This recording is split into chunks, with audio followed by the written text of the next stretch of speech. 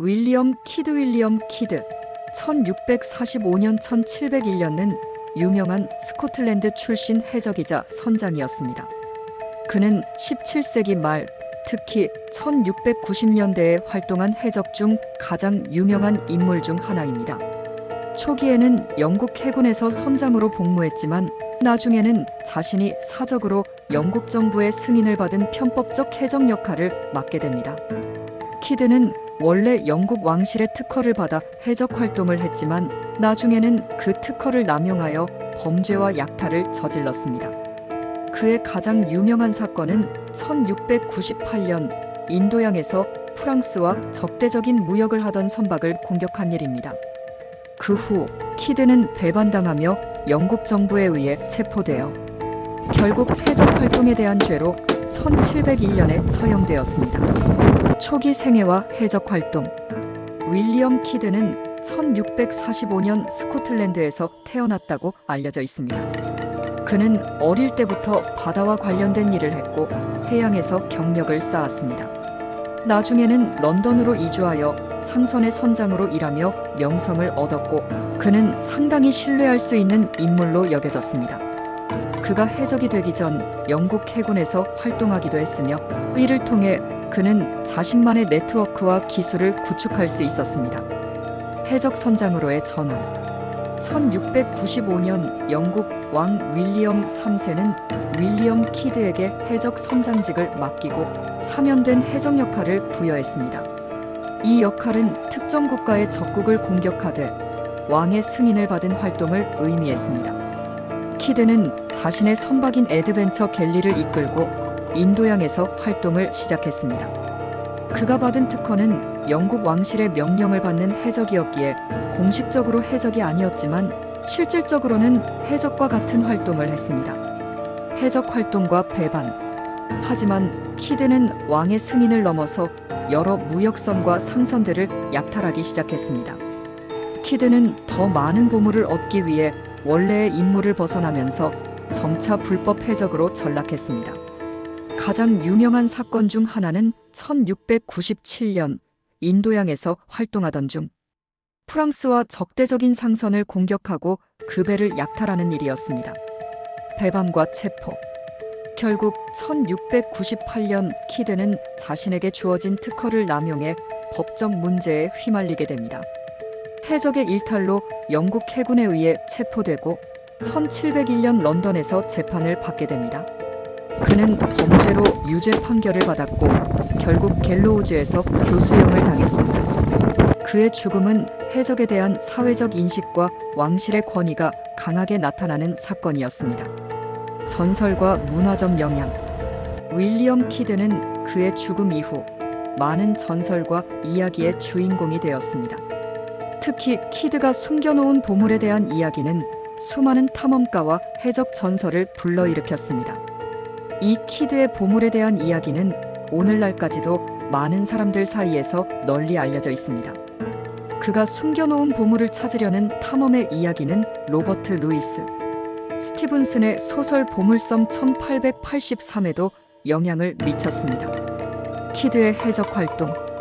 윌리엄 키드는 처음에는 영국 왕실의 승인받은 해적, 즉 사면된 해적 PRIVATER로서 활동을 시작했습니다. 당시 왕실은 경쟁국, 특히 프랑스와의 전쟁 중에서 해적을 이용하여 적국의 무역선을 공격하고 약탈하는 것을 장려했습니다. 키드는 이를 위해 1696년에 영국 해군으로부터 사면된 해적의 특허를 부여받아 애드벤처 갤리라는 배를 인도양으로 보내어 활동을 벌였습니다. 하지만 그의 행동은 점차 정부의 승인된 범위를 넘어서게 되었습니다. 키드는 본래 상선과 무역선만을 공격할 수 있었지만 실제로는 많은 무고한 상선을 공격하고 특히 적국의 무역선뿐만 아니라 상관없는 선박들까지 공격하면서 해적이 되어갔습니다. 그는 불법적으로 상선과 무역선, 심지어는 상업적이지 않은 선박들까지 약탈했고 결국 그는 불법 해적으로 낙인 찍혔습니다. 불법 활동과 해적의 정체성. 키드가 주도한 불법 활동의 중심에는 배신이 있었습니다. 그는 원래 영국 왕실의 명령을 받아 사면된 해적으로 활동하던 중 자신의 이익을 위해 무고한 선박을 약탈하는 데 주력했습니다. 특히 다수의 선원들이 키드의 행동에 불만을 품고 배반하기도 했습니다. 그들은 키드의 행위를 불법적인 해적 활동으로 간주하고 결국 키드는 자신의 배를 이끌고 돌아갈 수밖에 없었습니다. 1698년 사건과 체포. 1698년 윌리엄 키드의 해적 활동은 종말을 맞이했습니다. 그는 영국 정부에 의해 고발되었고 결국 1699년에는 영국으로 돌아가 체포되었습니다. 당시 키드는 왕실의 특허를 가지고 있었기 때문에 그를 체포하려는 시도가 어려웠지만 결국 증거가 확실히 드러나면서 해적 활동으로 체포되었습니다. 그는 약탈, 폭력 그리고 불법 행위에 대해 유죄 판결을 받았습니다. 재판과 처형. 윌리엄 키드는 런던에서 재판을 받았고 그 결과 해적 행위와 살인 등의 범죄로 유죄 판결을 받았습니다. 그 후 1701년에 갤로우즈에서 교수형을 당하며 그의 해적 생활은 끝을 맺었습니다. 그의 죽음은 해적에 대한 왕실의 단호한 처벌과도 연결되었으며 그가 마지막까지 주장했던 왕의 명령을 따랐다는 주장에도 불구하고 결국 해적 행위로 처형되었습니다. 전설과 보물. 윌리엄 키드의 이름은 여전히 많은 보물 전설과 함께 회자됩니다. 그가 숨겼다고 전해지는 키드의 보물은 지금까지도 많은 사람들이 추적하는 신화적인 존재가 되었습니다. 보물섬과 같은 문학작품들에서는 키드의 보물과 관련된 모험과 추적이 중요한 주제로 등장하며 많은 사람들이 그의 보물을 찾으려 했습니다. 역사적으로 보물을 찾는 탐험가들이 있었지만 키드가 진짜로 숨겼던 보물은 현재까지 발견되지 않았습니다. 윌리엄 키드의 유산.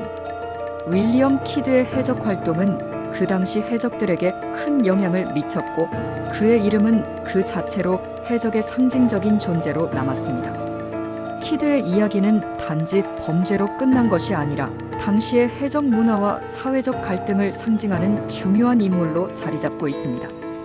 그의 행위는 17세기 말의 해적 사회에서 그가 활동했던 해양의 법적, 경제적 상황을 잘 보여주는 사례로 남아 있습니다.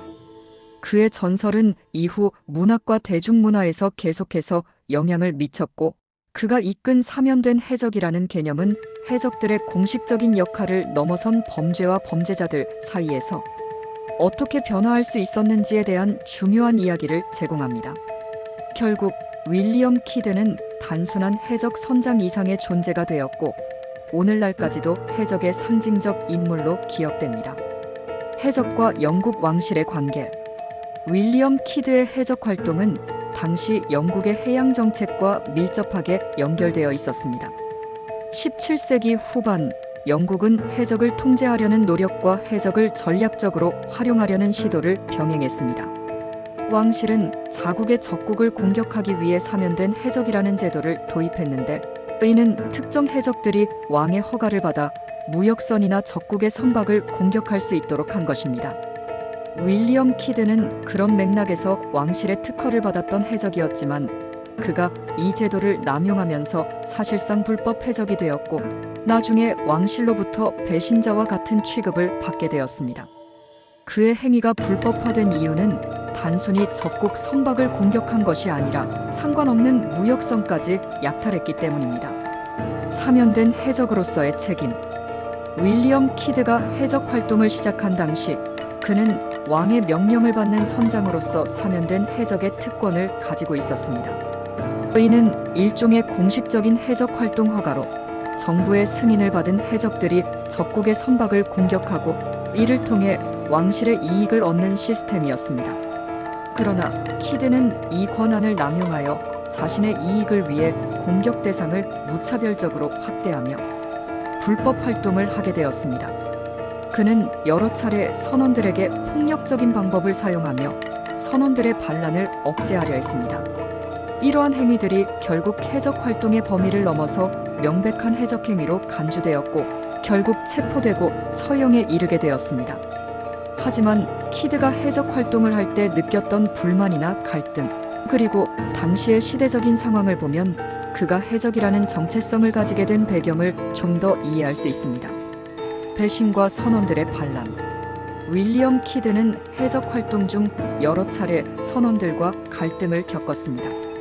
특히 1697년 키드의 행동에 불만을 가진 선원들이 반란을 일으켰습니다. 선원들은 키드의 지도 방식과 해적 활동에 반대하며 그의 명령에 따르지 않았습니다. 이 반란은 키드가 점차 지휘력을 잃고 결국 여러 선원들에게 버림받는 계기가 되었습니다. 일부 선원들은 나중에 키드를 영국 정부에 고발하며 결국 키드의 해적 행위는 세상에 드러나게 되었습니다. 애드벤처 갤리와 해적 선박.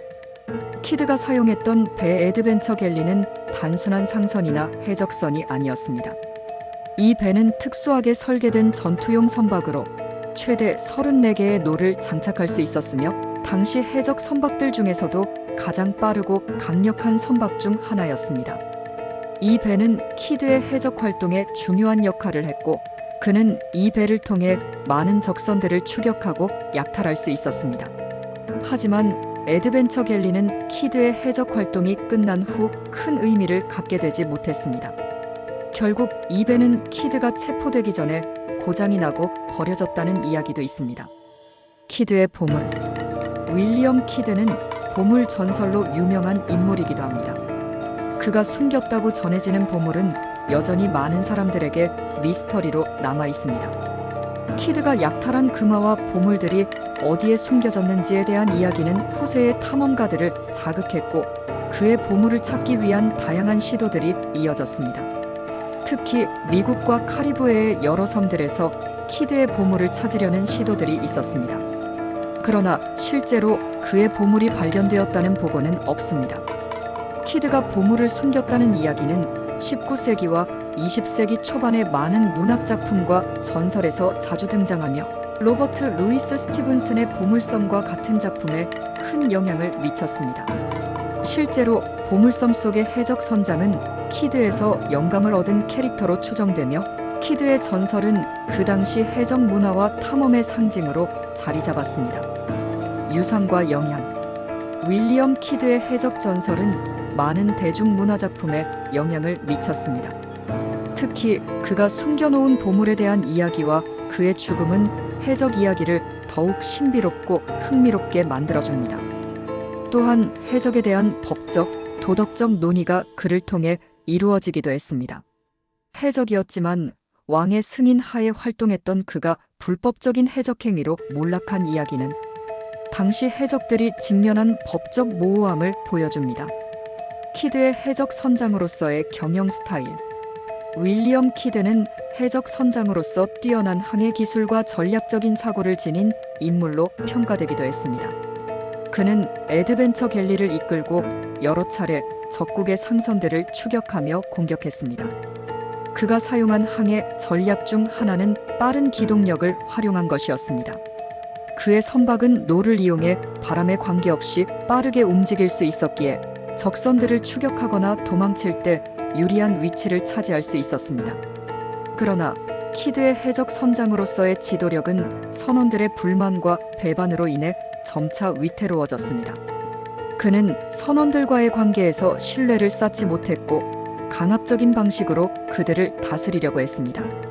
예를 들어 1697년의 반란 사건에서 보여준 것처럼 선원들이 그의 지휘 방침에 불만을 품고 반란을 일으키자 키드는 이를 진압하기 위해 폭력을 행사했습니다. 이와 같은 강압적인 리더십은 결국 선원들 사이에서 불만을 더 키웠고 그의 해적 선장으로서의 경영 스타일은 많은 문제를 야기했습니다. 해적 활동 중의 주요 사건들. 윌리엄 키드의 해적 활동 중 가장 유명한 사건 중 하나는 그가 공격한 QUDAGH 머천트라는 상선의 약탈입니다. 이 배는 키드가 원래 의도했던 대상이 아니었으나 후에 그는 이 배를 약탈하기로 결정했습니다. 이 배는 영국 상선이었지만 그 당시 영국 정부와의 관계가 복잡했던 인도에서의 무역과 관련된 배였습니다. 그가 이 배를 공격하면서 영국 정부와의 관계가 급격히 악화되었고 결국 이 사건은 키드를 불법 해적으로 몰아가는 중요한 결정적 사건이 되었습니다. QUDAGH 머천트는 이 사건 이후 영국 정부가 그를 체포하기 위한 결정적인 이유로 삼게 되었고 결국 1699년에 키드는 체포되고 재판을 받게 됩니다. 키드의 보물에 대한 지속적인 탐구. 윌리엄 키드의 숨겨진 보물은 해적 역사와 문학에서 끊임없이 다뤄져 온 미스터리입니다. 여러 역사적 기록에 따르면 키드는 그가 약탈한 금화와 보물을 숨기기 위해 여러 가지 장소에 보물을 감춘 것으로 전해집니다. 가장 유명한 곳은 카리브해의 섬들과 미국 동부 해안의 일부 지역입니다. 하지만 그가 실제로 보물을 숨겼다는 증거는 여전히 불확실하며 키드의 보물에 관한 많은 이야기는 후대에 사람들이 만들어낸 신화와 전설에 의해 강화된 것일 가능성이 큽니다. 19세기에는 수많은 보물찾기 탐험이 있었고 심지어 오늘날까지도 키드의 보물을 찾으려는 시도가 이어지고 있습니다. 하지만 대부분의 탐험은 보물을 찾지 못한 채 실패로 끝났습니다. 영국 정부의 대응과 해적법. 윌리엄 키드의 체포와 처형은 17세기 해적에 대한 영국 정부의 강경한 대응을 보여주는 사례 중 하나입니다. 당시 해적은 단순한 범죄자가 아니라 국가의 이익을 위협하는 존재로 간주되었고 이에 대한 법적 대응이 매우 엄격했습니다. 키드가 사면된 해적이라는 특허를 부여받았다는 점에서 그의 해적 활동은 당시 정부의 해적에 대한 태도를 변화시키는 계기가 되었습니다. 영국은 이후 해적들에 대한 법적 제재를 강화했고 특히 해적을 다루는 법률이 더욱 강력해졌습니다. 키드의 경우처럼 해적 행위가 정부의 승인을 넘어설 경우에는 즉각적으로 처벌을 받게 되었으며 그의 처형은 해적에 대한 강력한 경고로 작용했습니다. 후세에 미친 영향. 윌리엄 키드의 이야기는 문학과 대중문화에 큰 영향을 미쳤습니다. 키드의 이름은 해적 문화를 대표하는 상징적인 존재로 로버트 루이스 스티븐슨의 보물섬에서 지미 하버 같은 캐릭터를 창조하는 데 영감을 주었습니다. 보물섬에 등장하는 해적들, 특히 지미 핫의 성격은 키드와 비슷한 특성을 지니고 있으며 키드의 행동 방식과 그가 숨겼다고 전해지는 보물이 주요 테마로 등장합니다. 또한 영화와 TV 시리즈에서 윌리엄 키드는 해적의 전형적인 이미지, 즉 매혹적인 보물 추적자와 거침없는 해적 선장의 이미지를 강화하는 데 기여했습니다. 키드의 이름은 오늘날에도 해적 전설에서 빠지지 않는 중요한 이름 중 하나로 다양한 창작물에서 그의 존재는 계속해서 재조명되고 있습니다. 마지막으로 윌리엄 키드는 해적의 상징적 인물로 그가 활동한 시대와 그의 행동이 오늘날 해적 문화의 발전에 큰 영향을 미쳤습니다. 키드의 이야기는 단순한 범죄자나 악당의 이야기가 아닌 당시 해적들이 처했던 법적, 도덕적 모순을 드러내는 중요한 역사적 사건이기도 했습니다. 그의 전설은 오늘날까지도 이어지며 해적이라는 주제에 대한 호기심과 관심을 불러일으키는 데 중요한 역할을 계속하고 있습니다.